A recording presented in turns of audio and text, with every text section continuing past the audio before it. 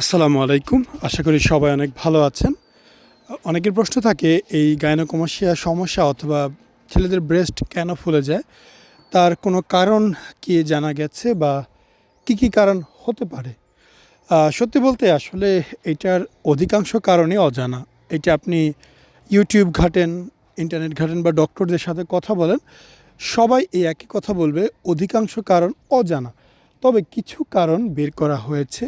তার মধ্যে অন্যতম হচ্ছে হরমোন ইমব্যালেন্স। আমাদের বয়ঃসন্ধিকালে যখন হরমোন ইমব্যালেন্সটা হয় বা হরমোনের পরিবর্তন আসে, তখন গাইনোকমাসিয়াটা হয়ে থাকে।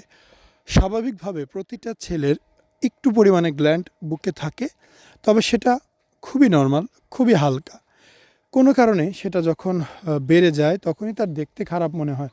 সেটা হরমোনের জন্য হতে পারে, অথবা অনেক সময় আমরা বিভিন্ন ধরনের মেডিসিন খেয়ে থাকি।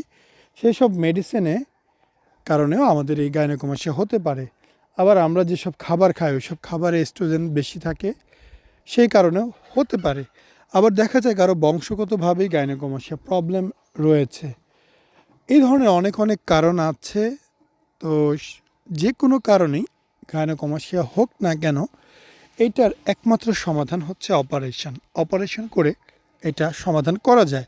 তবে আমি স্পষ্টভাবে বলছি, অপারেশন না করলে কোনো ক্ষতি হবে না, মারা যাবেন না, মারা যাওয়ার কোনো চান্স নাই। বাট এইটা দিনকে দিন বড় হতে পারে।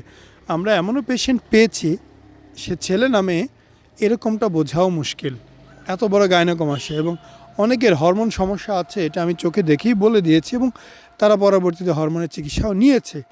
তবে হ্যাঁ, হরমোন চিকিৎসা বলেন আর যেটাই বলেন, কোনো কিছুতেই গাইনোকমাসিয়ার সমাধান করা যাবে না। একমাত্র সমাধানের উপায় অপারেশন, এর কোনো বিকল্প নেই। এটা 100% কনফার্ম। আপনারা যদি আমাদের সহযোগিতা চান, আমাদের নাম্বারে যোগাযোগ করবেন, আমরা অবশ্যই আপনাদের সহযোগিতা করব। আসসালামু আলাইকুম, মোহাম্মদ শাকিল হোসেন বলছি। 2017 সাল থেকে আমরা গাইনোকমাসিয়া নিয়ে নিয়মিত কাজ করছি এবং ভিডিও প্রকাশ করছি। এই চ্যানেলে যারা নতুন এসেছেন, আপনাদের কাছে অনুরোধ থাকবে আমাদের এই চ্যানেলটি আপনারা ভালোবাসা দিবেন এবং সাবস্ক্রাইব করবেন। এবং যারা অলরেডি সাবস্ক্রাইব করেছেন তাদেরকে অসংখ্য ধন্যবাদ। আপনারা কমেন্টের মাধ্যমে আপনাদের মতামত জানাবেন। ধন্যবাদ।